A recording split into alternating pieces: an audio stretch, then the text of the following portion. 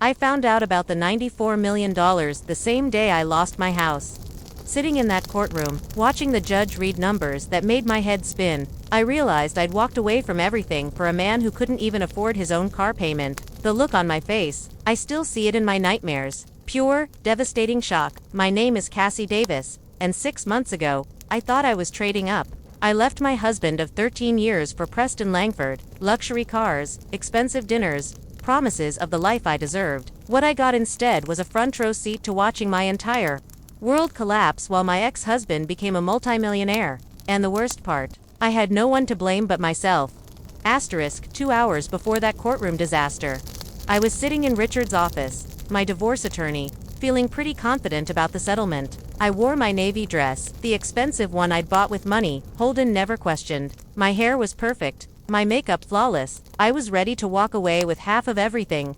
This should be straightforward, Richard said, sliding papers across his mahogany desk. House is worth about $200,000. His retirement account's around $80,000. And his consulting business maybe $70,000. You're looking at roughly $175,000 plus spousal support. I nodded, checking my phone. Preston had texted that morning.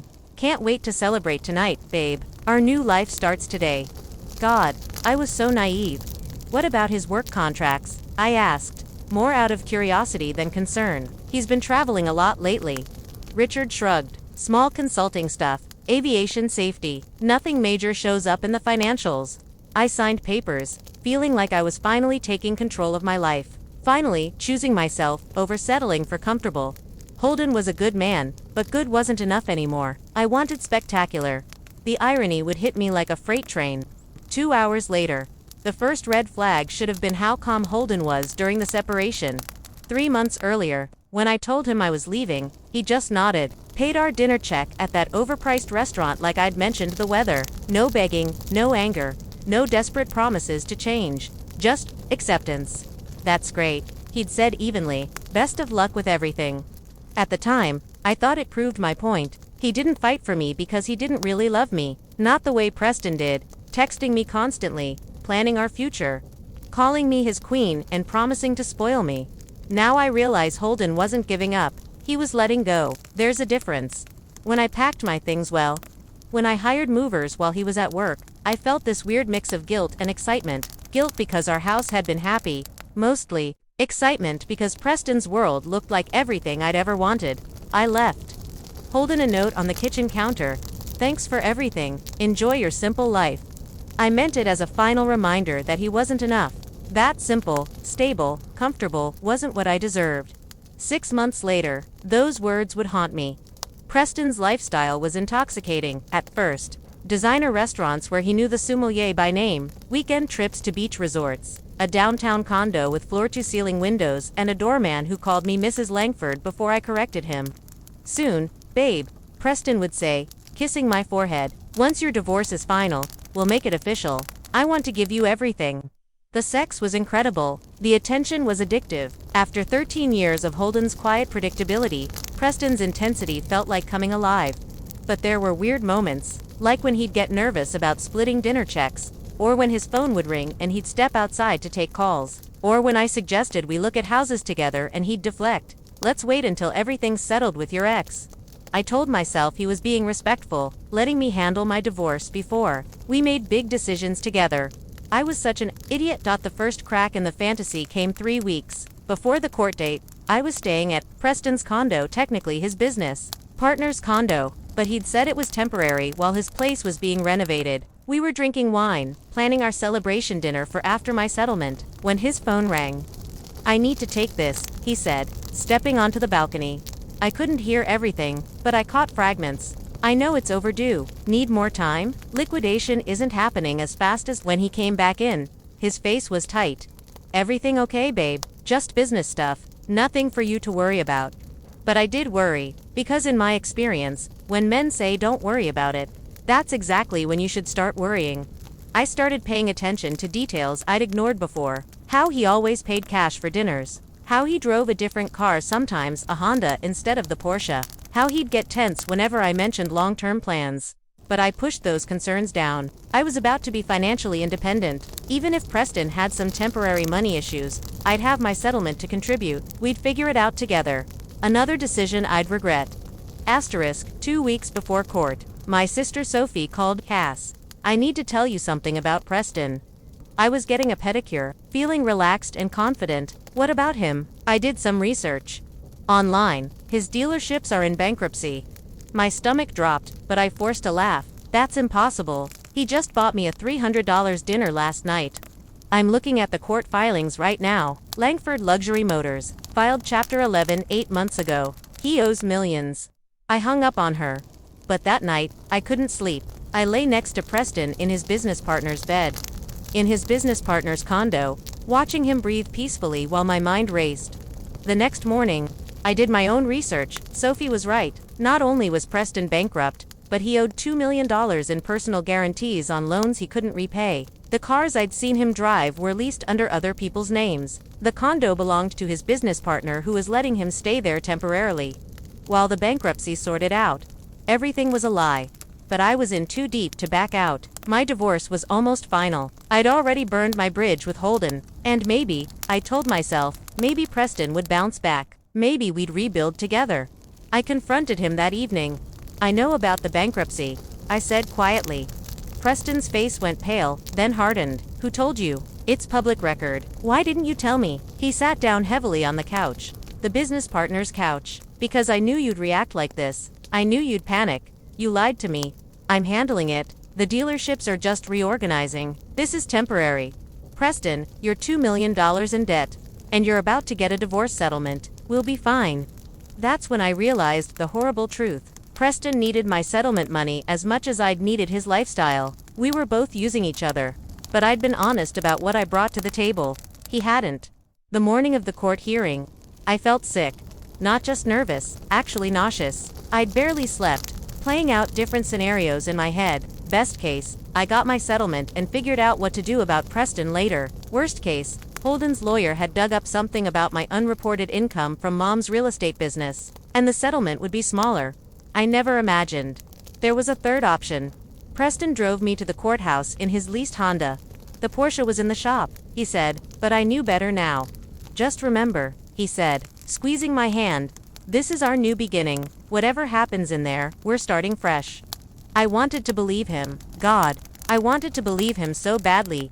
Richard met me outside the courtroom, looking confident in his expensive suit. Ready to get what you deserve? I nodded, smoothing my dress. Through the glass doors, I could see Holden sitting with his attorney, calm as always. He glanced up once when I walked in, gave me a slight nod, then looked away.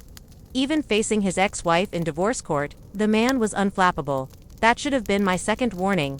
The judge called us to order, and everything started normally. Richard stood up, gave his practiced speech about equitable division of assets. My client has been cooperative, just wants what's fair. Standard stuff I'd heard him rehearse. Then Holden's attorney stood up. Your Honor, we've prepared a comprehensive financial disclosure that I believe will be relevant to the court's determination of what constitutes fair.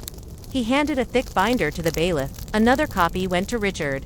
I watched Richard open it, saw his confident smile falter, then disappear completely. His face went from confusion to something that looked like panic.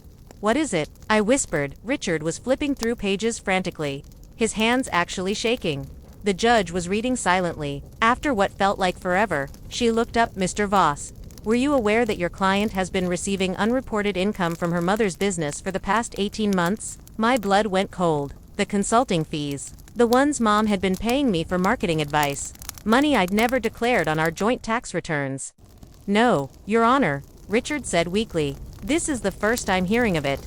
Were you aware that your client began a relationship with Mr. Preston Langford 11 months before filing for dissolution? 11 months. That was wrong. We'd only been together for, oh God. They had proof of that hotel bar conversation. The one where Preston and I had talked about timing the divorce, about Mom helping with the house appraisal, about making sure Holden didn't get suspicious. They had everything. No, Your Honor, were you aware that Mr. Langford filed for bankruptcy 8 months ago and currently has a net worth of negative $2 million? I felt Preston go rigid beside me. This was news he didn't know I knew. But then the judge said something that made my world tilt off its axis. And finally, were you aware that the respondent, Mr. Davis, recently secured a contract with Boeing worth $94 million? Finalized 2 days after your client moved out of the marital home. The courtroom went silent. I could hear my own heartbeat in my ears. $94 million. I turned to look at Holden. For the first time since I'd known him, he looked back at me with something other than gentle kindness. Not anger. Exactly. Just certainty. He'd known. The whole time I was planning to leave, while I was moving my things out, while I was writing that note about his simple life, he'd known he was about to become rich, beyond my wildest dreams, and he'd let me walk away. The judge continued, reading from that damning binder while I sat frozen in shock. Under California law, post-separation income is separate property. Mrs. Davis has no claim to these funds.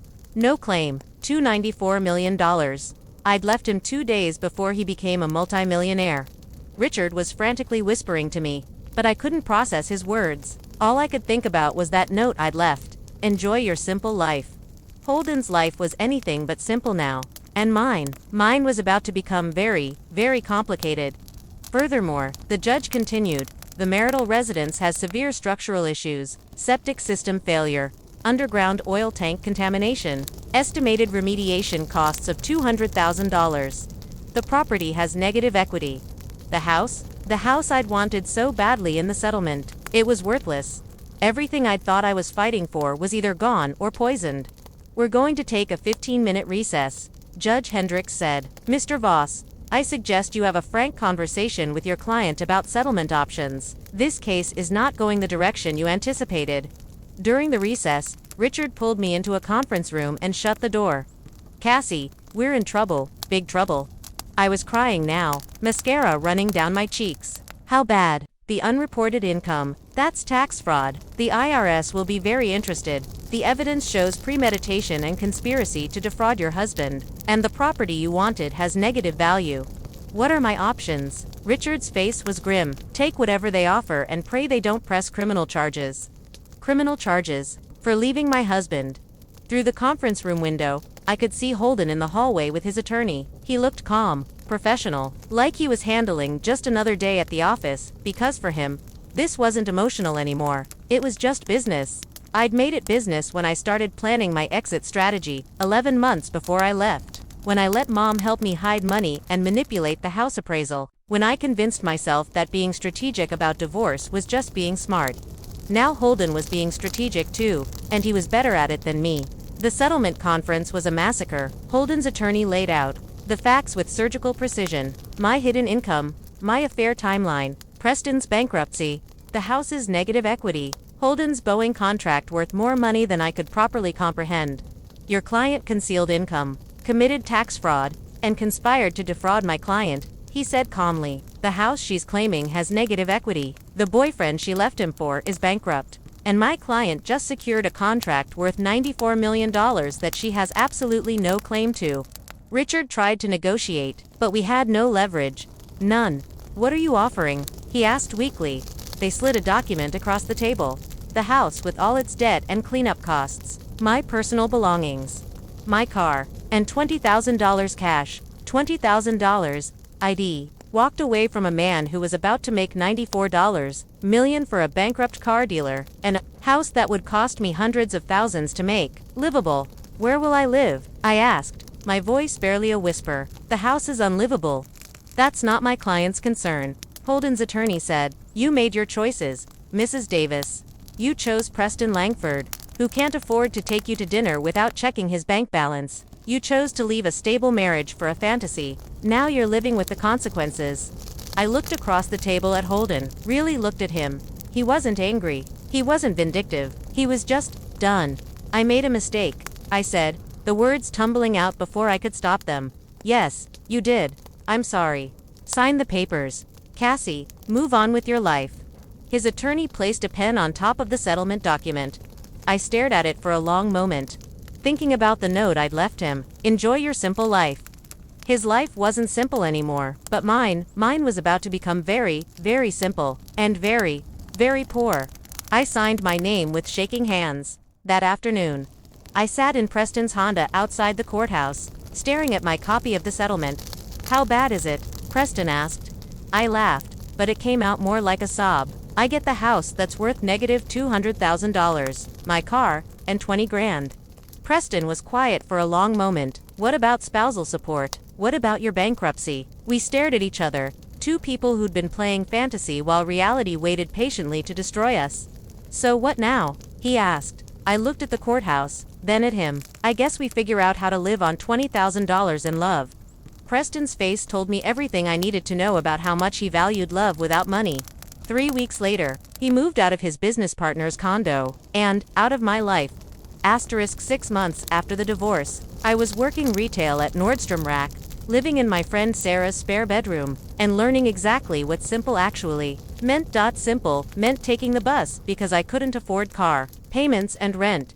Simple meant eating ramen for dinner because groceries were a luxury. Simple meant scrolling through LinkedIn, seeing Holden's company featured in business journals, and realizing that while I was counting quarters for laundry, my ex-husband had become one of the most successful aviation consultants in the country. The house had been foreclosed on after 3 months. I couldn't afford the mortgage payments, let alone the environmental cleanup. The bank took it, and probably lost money on the deal too. Preston. Last I heard from mutual friends, he was living with his ex-wife again, trying to salvage what he could from his bankruptcy. We'd both been chasing fantasies. The difference was, he'd been honest about being broke. I'd been the one pretending to have more than I did. One Tuesday afternoon, my manager told me I had a visitor at customer service. It was Mom. I hadn't spoken to her since the divorce finalized and she realized the consulting fees she'd been paying me had contributed to my legal disaster. Apparently, being connected to tax fraud wasn't great for her real estate business either. Cassie. She looked older, more tired. We need to talk. We went to the Starbucks in the mall food court. I ordered a tall coffee, the only size I could afford. She got a venti caramel macchiato, extra shot. I heard about the job, she said, and the living situation. Heard from who? Your sister is worried about you. Sophie, of course. The one person in my family who'd tried to warn me about Preston. I'm fine, I lied. You're working retail after leaving a marriage to a millionaire. Multi-millionaire, I corrected. Apparently, Mom winced. I didn't know about the Boeing contract. None of us did. That was the point. We sat in silence for a while, sipping our coffees, watching teenagers walk by with shopping bags full of things I couldn't afford anymore.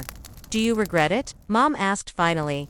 I thought about Holden, about our quiet Sunday mornings, reading different sections of the newspaper, about the way he'd always made coffee exactly how I liked it, without being asked, about how he'd listened to me complain about work drama without trying to fix everything, just letting me vent. I thought about Preston, the excitement, the intensity, the feeling of being wanted so desperately, the fantasy of a bigger, more glamorous life. I regret how I did it, I said, the lying, the planning, the way I left. But do I regret wanting more? I don't know. And now I knew the difference between wanting more and deserving more, between earning a better life and just demanding one.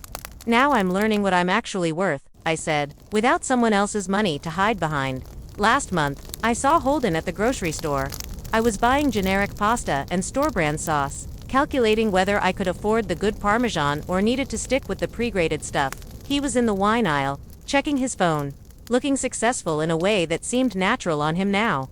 Our eyes met across the store. He nodded, polite but distant, started to walk toward me, then seemed to think better of it. But I walked over to him. Holden, Cassie, how are you? I looked down at my basket of discount groceries, then back at him. I'm learning.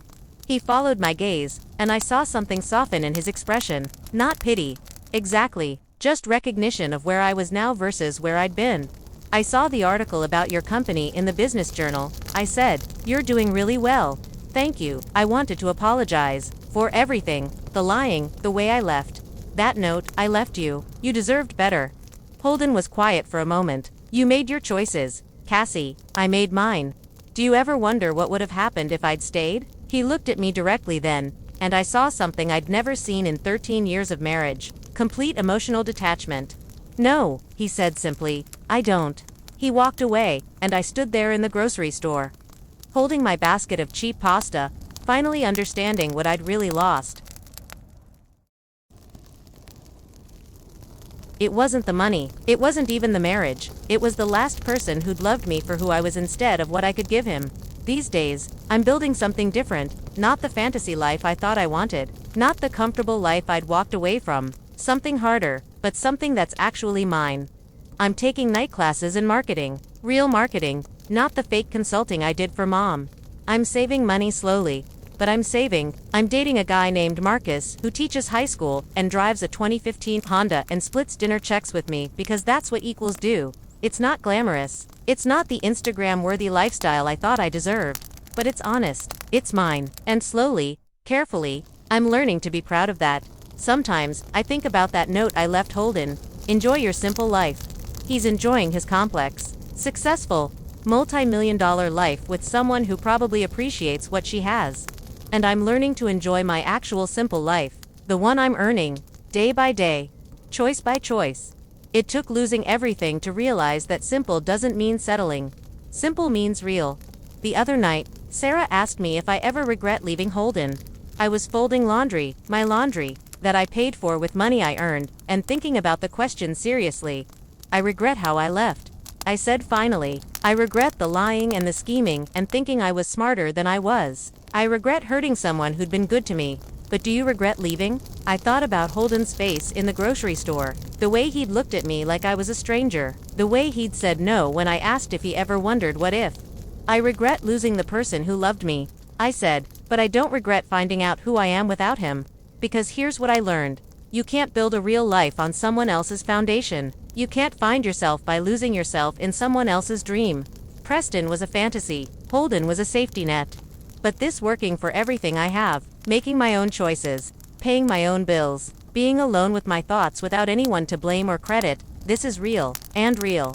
It turns out, is harder than I expected, but it's also better. 6 months from now, I'll have enough saved for my own apartment. A small 1-bedroom in a decent neighborhood, nothing fancy, but mine. I'll have my marketing certificate completed. Marcus and I might move in together, or we might not. We're taking things slow. Building something based on who we actually are, instead of who we want each other to be. I'll never be rich. I'll probably never live in a downtown condo or drive a luxury car or wear designer dresses to expensive restaurants. But I'll be free. Free from debt. Free from lies. Free from the exhausting work of pretending to be someone I'm not. Holden was right to let me go. Not because he didn't love me, but because he knew I needed to figure out who I was without him, without anyone. And Preston taught me the difference between being wanted and being loved, between someone choosing you and someone using you. They were both lessons I needed to learn. Last week, I got a text from an unknown number. Saw you at the store. Glad you're doing well. Just that. Nothing more. I stared at it for a long time, wondering what to say back. Thank you. I'm sorry. I miss you. I don't miss you. I'm proud of what you've built. In the end, I wrote, thank you for letting me go. He never responded, but he didn't need to. Some chapters end with fireworks. Others end with understanding. Ours ended with both of us finally becoming who we were supposed to be, just not together. They say the best revenge is living well. Holden is living extraordinarily well. Boeing contracts, successful company, probably someone who appreciates what she has with him. I'm living simply. Well, night classes, retail job, small apartment goals, a relationship built on honesty instead of fantasy. We're both winning, just differently. And maybe that's the real ending to this story, not the courtroom drama or the financial disaster or the humiliation of losing everything. The ending is that we both got what we actually needed. He needed someone who wouldn't walk away the moment something shinier appeared. Needed to learn that shiny isn't the same as valuable and simple isn't the same as settling. It just took me $94 million and a bankruptcy boyfriend to figure that out. Subscribe for more stories of betrayal, growth, and finding your power. Because sometimes, losing everything is how you find yourself.